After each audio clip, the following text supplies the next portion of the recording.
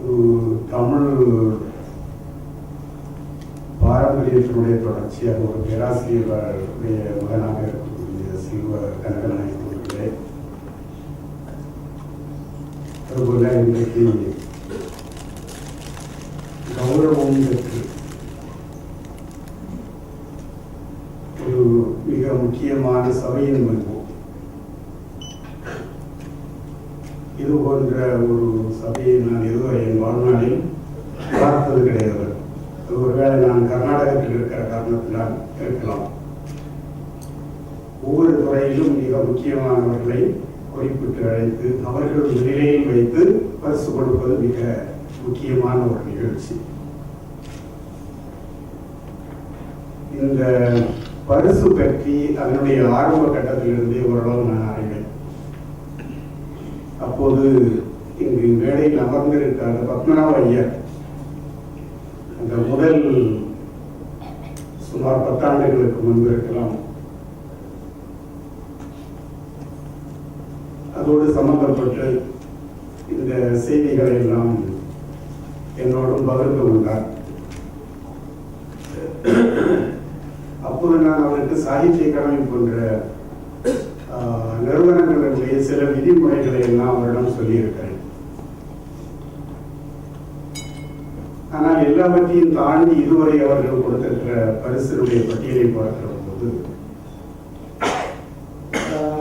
தமிழகத்தில் அல்லது அரசு துறைகளில் அல்லது எல்லோருக்கும் தெரியக்கூடிய நிறுவனங்களில் செயல்படாதவர்களை தொடர்ந்து அவர்கள் அங்கீகரித்து வந்திருக்கிறார்கள்.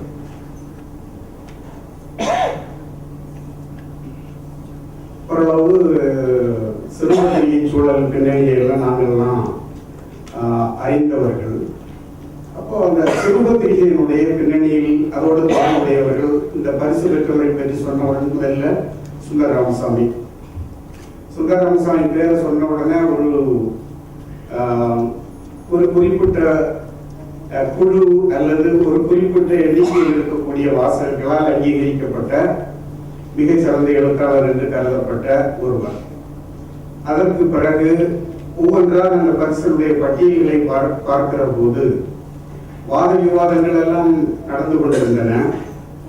என்றாலும் அந்த பரிசு பொது அளவில் இதுவரை கிடைத்திருக்கக்கூடிய பரிசு பெற்றவர்களுடைய பெயர்களை பார்க்கிற போது பெரும்பாலும் சிறுபத்திரிகையோடு தொடர்புடையவர்கள், இடத்தில் இருக்கக்கூடிய சில நண்பர்களுடைய பெயர்களும் அதில் வந்த போது அங்கும் அவர்கள் குறிப்பிடத்தகுந்த செயல்களை செய்தவர்கள் என்ற முறையில அவர்களுடைய பெயரும் வந்ததை பார்க்கிறோம். அப்போ எனக்கு இல்ல, நான் உங்க முன்னில ஒரு மிக நல்ல சபை, அதை வாய்ப்பை விடக்கூடாது அப்படிங்கிறதுக்காக சில செய்திகளை முன்வைக்கலாம் அப்படிங்கிறதுக்காக பார்க்கும் போது தமிழகத்தினுடைய கலாச்சார முகம் ஏக முகம் கொண்டதல்ல.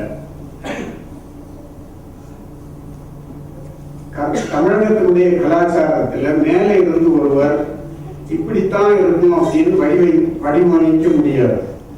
ஏனென்றால் மேலிருந்து நிர்ணயம் செய்யக்கூடிய யாரும் இந்த பட்டியலிலே இல்லை.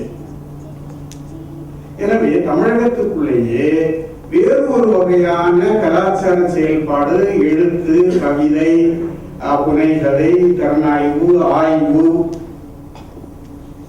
நான் இங்கே ஒரு இடத்துல எழுதியிருந்தேன்.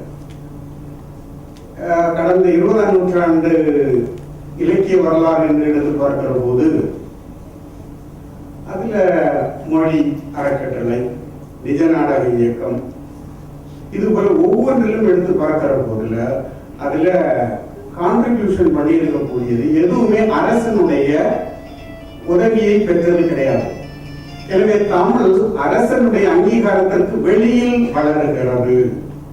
சிறுபத்திரிகை சார்ந்த இந்த மாதிரியான ஞானி போன்றவர்களை, ஒருவேளை ஐராவதன் மகாதேவன் போன்றவர்களை எல்லோரும் அங்கீகரிக்கக்கூடிய நிலையில் இருக்கலாம்.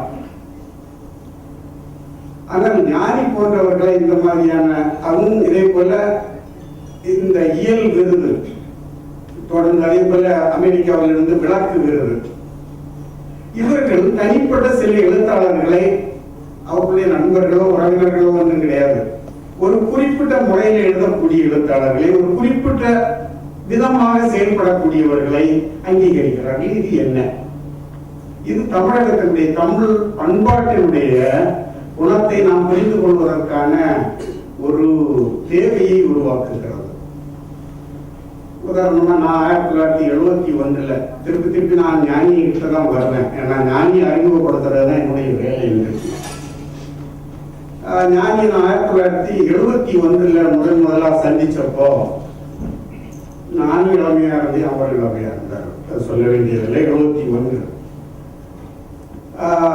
அந்த காலகட்டத்தில் எதற்காக நாங்கள் அவரை நான் பார்த்தேன் அப்படிங்கிறத உங்களுக்கு சொல்றேன். ஒரு வருஷம் ஒவ்வொரு காரணத்திற்காக அவரை பார்த்து கொண்டிருந்தார்கள். மார்க்சியமும் இந்திய வாழ்க்கை முறையும் ஒரு புத்தகம் வந்திருந்தது. நாங்கள் எல்லாம் பெங்களூர்ல படிகள் என்று ஒரு சிறு பத்திரிகை நடத்தி கொண்டிருந்தோம். நண்பர் GSR கிருஷ்ணன், ராமசுவாமி, நான் போன்றவர்கள், சண்முக சுந்தரம் போன்றவர்கள் தான் அதில் இருந்தோம். அப்படி இந்த விவாதம் அங்கே நடக்கும். விவாதம் நடந்த பிறகுதான் அந்த சிறுபத்திரியில் ஏதாவது எழுதும். அப்ப இப்படி ஒரு புதுசா ஒரு புது புத்தகம் வந்திருக்கு.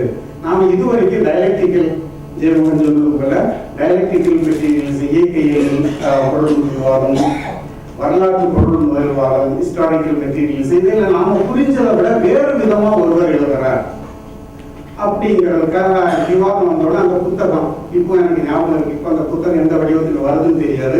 வெள்ளி எழுத்தெல்லாம் போட்டிருந்தது. அதுவும் புதுசா இருந்தது. அந்த எழுத்த வெள்ளி வர்ணம் அந்த மாதிரியான ஒரு புத்தகம், சிறிய புத்தகம், ஒரு 120 பக்க புத்தகம். ஒவ்வொரு வரியும் எங்களை எல்லாம் அப்படியே கவர்ந்தது. அப்ப ஞானி எப்படி இருப்பார், பார்க்கணும் அவரை அப்படின்னு சொல்லிட்டு கோயம்புத்தூருக்கு போய் நாங்கள் எல்லாரும் அவரை பார்க்கறதுல இருந்துதான் ஞானியோடு எனக்கு ஒரு தொடர்பு ஏற்பட்டது. எனக்கு பல நண்பர்கள் இருக்கும்.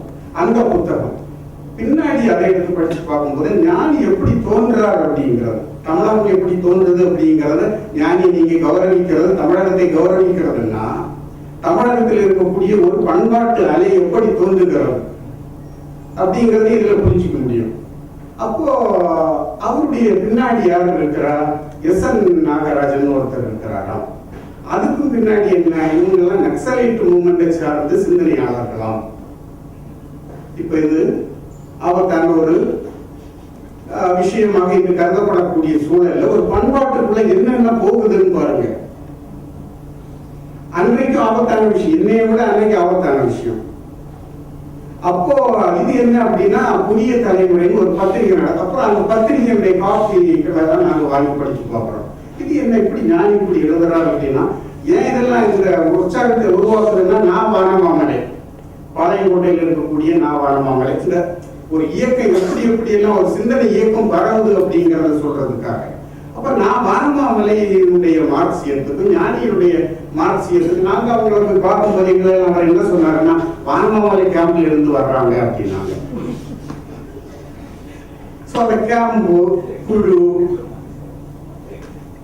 இது போல அந்த ஒவ்வொரு, அதே போல கைலாசபதி. ஏன் இதெல்லாம் சொல்றேன் அப்படின்னா, கைலாசபதி, சிவத்தம்பி, அந்த காலத்துல அது போல ஒரு புத்தகம் நான் படிச்சதே கிடையாது. தமிழ் நாவல் இலக்கியம் 1967 வருது. இந்த மாதிரியா சிந்தனைக்கு பின்னணியில நிறைய எனக்கு பேசணும் அப்படிங்கிற ஒரு ஆர்வம் இன்றைக்கு இருக்கிறது. ஏனென்றால் இந்த உற்சாகம் தான் கனடாவுக்கு 1983 அப்புறம் ஈழத்தமிழர்கள் பல உலகின் பல்வேறு பகுதிகளுக்கு போகிறார்கள். அங்கே போன பிறகு அவங்களால சும்மா இருக்க முடியல. என்ன ஒவ்வொருத்தரும் லண்டனுக்கு போறவங்க இங்க யாழ்ப்பாணத்தில் இருக்கும்போது ஒரு சிறுபத்திரிகை நடத்தியிருப்பார். ரவி இங்க வந்திருக்கிறார். அதுபோல